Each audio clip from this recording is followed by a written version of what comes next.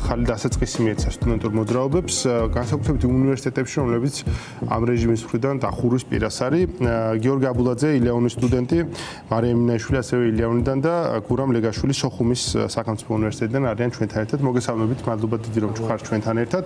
რატომ დაგიძახეთ თქვენ ამ ორი უნივერსიტეტის წარმომადგენლებს? ეს ორივე უნივერსიტეტი მთავარი ტარგეტია შეიძლება ითქვას არსებული რეჟიმის, ხო? ორივე უნივერსიტეტს პრაქტიკულად ხურავენ და უცვლიან პროფილს, ან ისე ხურავენ, რომ არსებითად ის რაც არის დღეს ილიას უნივერსიტეტი და სოხუმის უნივერსიტეტი, მათგან არაფერი არ დარჩება. ამას ერთად ჩვენ ხედავთ წინააღმდეგობას ამ სხვადასხვა ფორმით ამ უნივერსიტეტებში და ასევე დავნახეთ ძალიან იმედისმომცემი ინიციატივა ილიას უნივერსიტეტის სტუდენტების მიერ ორგანიზებული, როდესაც 2 მილიონი ლარი შეგროვდა დიუშენის სინდრომის მქონე ბავშვებისათვის. უნივერსიტეტის მხრიდან, რომელიც და უნივერსიტეტის სტუდენტების მხრიდან, რომელიც ასეთი შეტევის, ასეთი გაშავების ქვეშ არიან 2 მილიონი რო გროვდება, ეს ძალიან ბევრს ნიშნავს და ამ თემით მინდა დავიწყოთ. გიორგი, თქვენ რო გითხრათ, დასრულდა თქვენი კამპანია ამ კუთხით, თუმცა შედეგი არის ძალიან დიდი და იმედისმომცემი. იგრძნით თუ არა მხარდაჭერა ამ კამპანიის დროს უფრო ფართო საკითხების მიმართაც, როგორც აი თქვათ ილიაუნის გადარჩენა, რას ნიშნავს თქვენთვის ამ პროცესში მონაწილეობა და როგორ ხედავთ ზოგადად სტუდენტურ მოძრაობებს დღეს საქართველოში?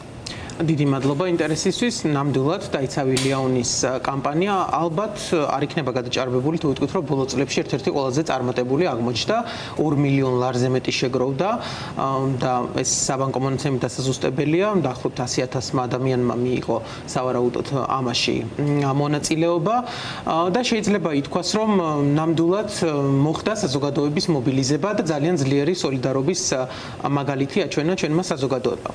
რაც შეეხება საკითხებს, რომელსაც თქვენ შეეხეთ, ნამდვილად დღეს ილიაუნი იმყოფება დარტყმების ქვეშ და საკმაოდ სერიოზული პრობლემების წინაშე. ამ საკითხის გარშემო უფრო მეტი არის ნამდვილად სამუშაო და საზოგადოების მხრიდან მეტ ჩართულობას მოითხოვს, რადგან პრაქტიკულად ჩვენს თვალწინ უმაღლესი განათლების სისტემას ძირი ეთხრება და ქვეყნის წამყვან კვლევით უნივერსიტეტს, რომელიც საერთაშორისო კვლევებითაც დასტურდება ეს და წარმატებული არსებობის 20 წლიანი ისტორია აქვს, ემუქრება საფრთხე, პროგრამების 91%-ით არის შეკვეცილი და მიღება თუ იყო 4500 კაცი, დღეს 300-მდე არის შემცირებული. რა თქმა უნდა, ეს მოითხოვს პასუხს არა მხოლოდ სტუდენტებისგან, არამედ ზოგადად საზოგადოებიდან და ამ ხრივ მეტი არის საჭირო და ეს მუშაობა უნდა გაგრძელდეს კიდევაც ჩვენ საზოგადოებაში. ხო, ეს სტატისტიკა მაინტერესებდა სხვა შორის, რამდენმა 2 მილიონი დიდი თანხა არის და 100,000 ადამიანი ძალიან დიდი რაოდენობა არის საქართველოს რეალობისათვის. ანუ 100,000 ადამიანმა ჯერ ერთი პრაქტიკულად რეფერენდუმით გამოვიდა იმ კითხვაზე, გინდა თუ არა ამ ბავშვების კურნალობა, რო ამბობდა კობახიძე და მეორე 100,000 ადამიანის ნდობა დაიმსახურეს თქვენ როგორც ადამიანები, თქვენ ჩაგერიცხეს ფული, რომ თქვენ მე უზრუნველყოთ ამ ფულის მიტანა დიუშენის სინდრომის მქონე ბავშვებისათვის. ეს პატარა ამბავი არ არის ნამდვილად და ჩემს ეს ნდობა მანდატია, რომელიც თქვენ მოგეცათ ამ შემთხვევაში. გურამ, რთული ვითარებაა სოხუმის უნივერსიტეტში. თქვენ ძალიან აქტიურად ხართ ჩართულები იმისათვის, რომ სოხუმის უნივერსიტეტი გადარჩეს. სოხუმის უნივერსიტეტი არის, მე ამ ხრივ უნდა ვთქვა, რომ რექტორი ძალიან ცუდ როლს თამაშობს, ეს არ ვიცი, მართლა ისტორიული შემთხვევა არის, რომ რექტორი ოღონდ საკუთარი რაღაც კარიერა გადაერჩინოს, თვითონვე აწევს თავის უნივერსიტეტის დახურვას ხელს და განადგურებას ხელს. გურამ, თქვენ აი რა ხდება სოხუმის უნივერსიტეტში ამ კუთხით? როგორი არის სტუდენტების მოძრაობა მანდ? გამარჯობათ, მოგესალმებით. თქვენ სწორად აღნიშნეთ, რექტორი არის სამარცხვინო ადამიანი, რომელიც პირდაპირ ჩართულია ამ პროცესში უნივერსიტეტის განადგურების, იმიტომ რომ მისი კარიერის ნაწილია ეს. აი სწორედ სოხუმის უნივერსიტეტში მისი დანიშვნა იყო ამ კარიერის ერთ-ერთი ნაწილი და ეს არის მას პირდაპირ დავალებული აქვს, რომ განადგუროს ეს უნივერსიტეტი და შემდეგ ახალ საფეხურზე გადავა, სადმე სხვაგან დააწინაურებენ მას. დეპუტატობის სიაში ჩასვლა, ჩათვლის რომ საქმე შეასრულა. კი ბატონო, ანუ ქუთაისიდან დააწინაურეს, თბილისში გადმოიყვანეს სოხუმის სახელმწიფო უნივერსიტეტის რექტორად დანიშნეს, თუმცა ბევრმა ჩვენ მთავრობაში წარმოადგენაც კი არ ქონდა, რომ ეს უნივერსიტეტი დევნილი იყო და თბილისში არსებობდა.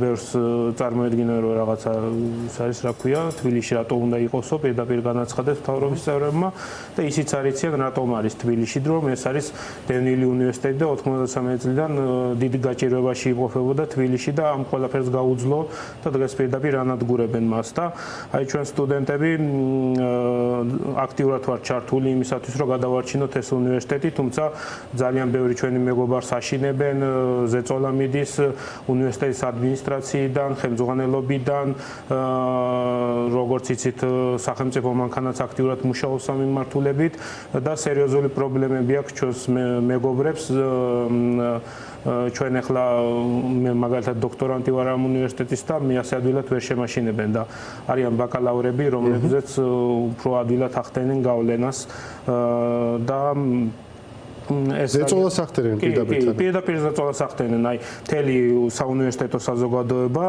ამ ჯუღელის ბანდას ვეძახი მე ჩართულია სწორედ ამ პროცესში ჩვენ მაგალითად ამას წინებზე ვიხილეთ კადრები როგორ ასე ვთქვათ უნივერსიტეტის დაცვის უფროსი როგორ აწვევა სტუდენტს და არ უშვებს უნივერსიტეტში მე პირადად ჩემს კორპუსში არ შემიშვეს იმიტომ რომ ადმინისტრაციულ კორპუსში აი ზუსტად მთავრობის წევრების გაუმართეს დიდი ფანდური, მაშინ როცა უნივერსიტეტი ნადგურდება და ჩვენ ამას ვაპროტესტებდით და იმის გამო რომ ადმინისტრაციულ კორპუსთან ჩვენ პროტესტი გქონდა, მეორე კორპუსში არ შემისვლა დაცვა, იმიტომ რომ შენო საბოტაჟს აწყობო ადმინისტრაციულ კორპუსთანო და ამ კორპუსშიც არაფერი გესაქმებო.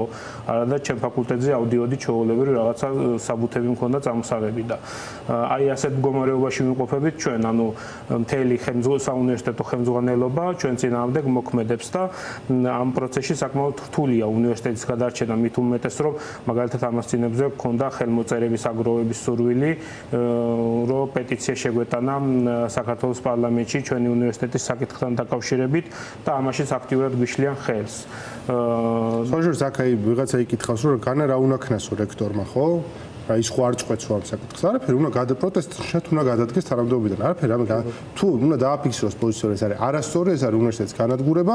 თუ აქ რაიმე პერკეტები როგორც რექტორს რომელს ხელი შეუშალოს უნდა შეუშალოს თუ ვერავის ვერ აკეთებს უნდა გადადგეს თანამდებობიდან პროტესტის ნიშნად. მაგრამ აქ თანამდებობაზე უარის თქმაზე არის ლაპარაკი და თავის კარიერაზე უნდა თქვას უარი. ეს არის წესიერი საქციელი. გურამ დაგიბრუნდებით თავისუფლად, მაგრამ აი ხა ჩვენ ვისაუბრეთ ხო თქვენ უნივერსიტეტთან დაკავშირებით, სოხუმის უნივერსიტეტთან დაკავშირებით განათლების სისტემა დიდი შეტევის ქვეშ, სტუდენტები არიან დიდი შეტევის ქვეშ და ჩვენ ნახეთ აი სხვადასხვა ინიციატივებს ვხედავთ თქვენთან უნივერსიტეტში, აი სოხუმის უნივერსიტეტში და ეს ძალიან კარგი ამბავი არის, ბევრი იმედით უყურებს სტუდენტურ მოძრაობას. თქვენ როგორ ხედავთ ძალას თქვენ თავში სტუდენტებში, ხედავთ თუ არა მათ შორის შესაძლებლობას, რომ რაღაცა შეცვლა შეიძლება ამ აქტიურობით, რომ სტუდენტები უფრო ხმამაღალნი იყვნენ ამ პროტესტში. დიახ, გამარჯობა პირველ რიგში. დავიწყოთ იმით, რომ ჩვენ ვართ დაიცავი ლიაუნი და შევქმნით აბსოლუტურად შემთხვევით. ამაში ვგულისხმობ იმას, რომ გამოაცხადეს ინფორმაცია სულიერებებთან დაკავშირებით, განათლებას დაკავშირებულ კანონში და ჩვენ მივხვდით, რომ ეს ჩვენ დაგვაზიანებდა და არა მხოლოდ ჩვენ, არამედ მომავალ თაობას და ასე შეიქმნა ჩვენი მოძრაობაც. ცოტა ხანი მხოლოდ ამ საკითხზე ვმუშაობდით, შემდეგ მივხვდით, რომ უფრო მეტის გაკეთება შეგვიძლია, ამის დასტური იყო ნამდვილად დიუშენით დაავადებული ბავშვების დახმარებას და ეს მთლიანი კამპანიაც. ამ კამპანიამ ზუსტად ნათელი გახადა ის, რომ სტუდენტებს აქვთ ძალა და ჩვენ შეგვიძლია საკუთარ თავზე ავიღოთ რაღაც პასუხისმგებლობა და ჩვენ შეგვიძლია დავამტკიცოთ თუ რამდენის გაკეთება შეგვიძლია. პირველი რაც ამისთვის საჭირო არის ინფორმაციის გავრცელება, რომელიც თავიდანვე იყო ჩვენი პრეროგატივა და ახლაც ვცდილობთ რომ ბოლომდე ეს გავაკეთოთ, იმიტომ რომ ბევრი სტუდენტიც არის, რომელმაც არ იცის როგორ შეეხება ეს ცვლილებები მას პირადად და რითი დააზიანებს ის მას. იმისთვის რომ იყოს პროტესტი, პირველ რიგში აუცილებელია ინფორმირებულობა.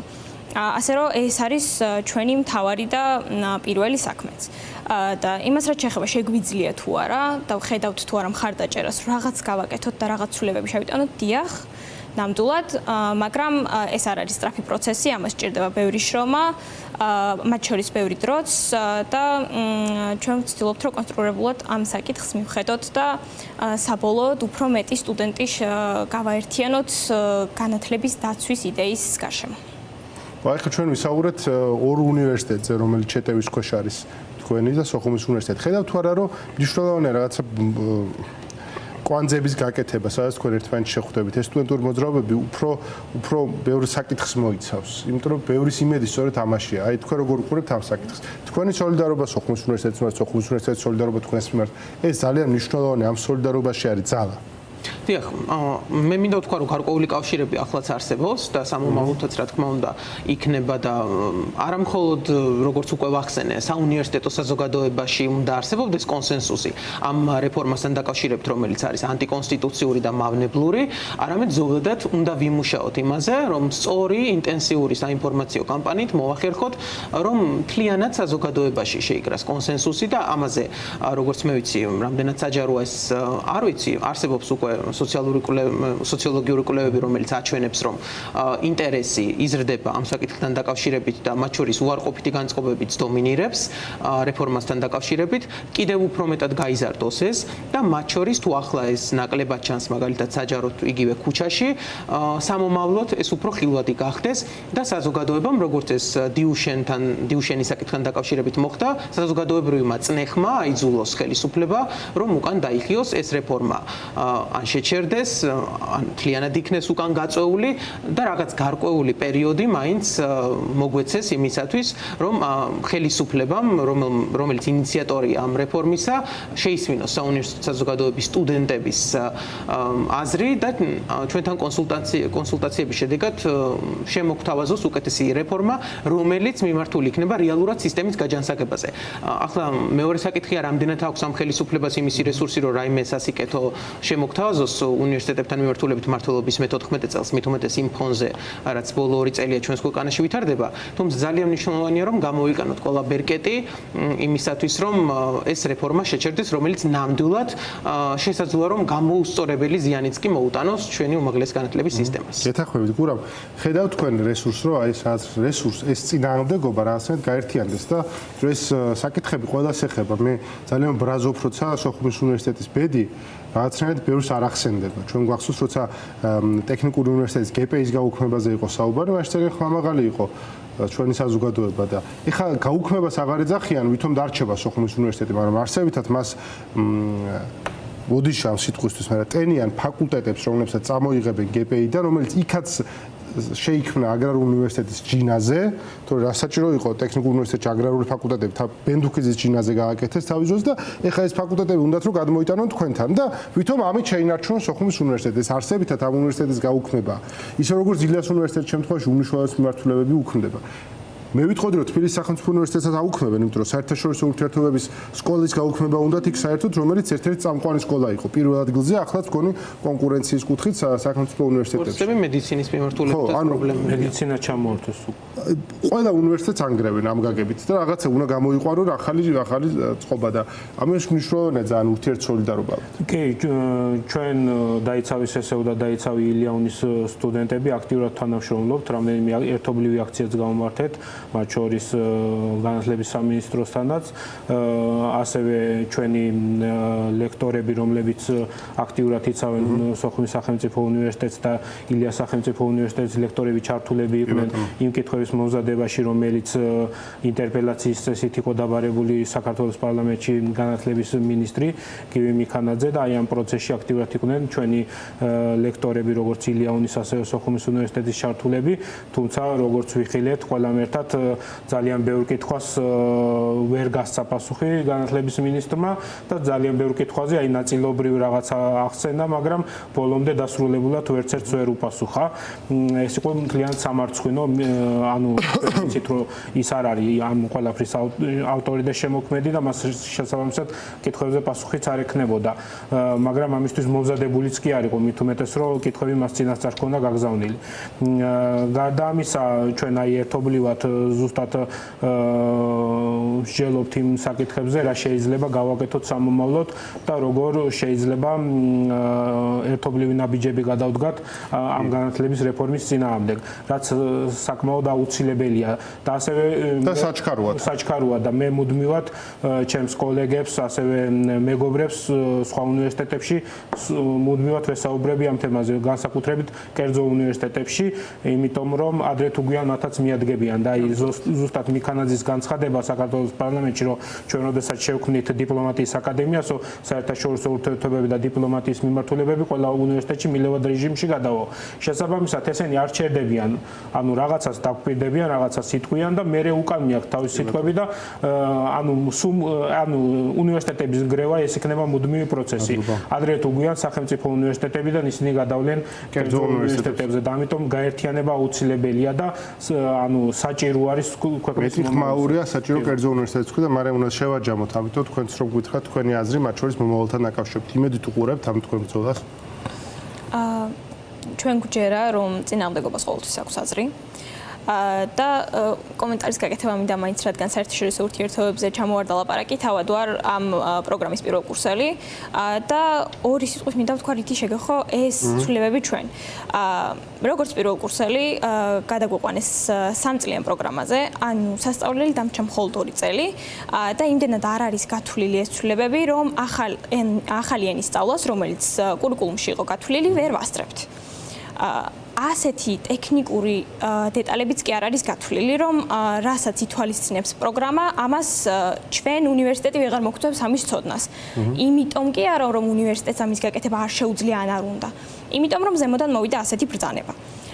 რაც შეეხება წინააღმდეგობას, პირველ კურსელების საკითხზეც 6 პირველ კურსელს გვაქვს შეტანილი სარჩელი და წარმოებაში ამიღებული საქმე და ამასაც დავალოდებით, რა თქმა უნდა. ასევე შეტანილი იყო მრავალი განცხადება, რომელზეც არც ერთგან არ ყოფილა დამაკმაყოფილებელი პასუხი, იყო გადმოკოპირებული კანონები, მაგრამ იმედი გვაქვს ხალხის და იმედი გვაქვს იმ სტუდენტების, რომელნიც ხვდებიან თუ რამდენად კრიტიკულია მდგომარეობა და რამდენადაც ეხლა შეიძლება ეს არ ჩანდეს, რამდენიმე წელში ეს აუცილებლად მადლობა ძალიან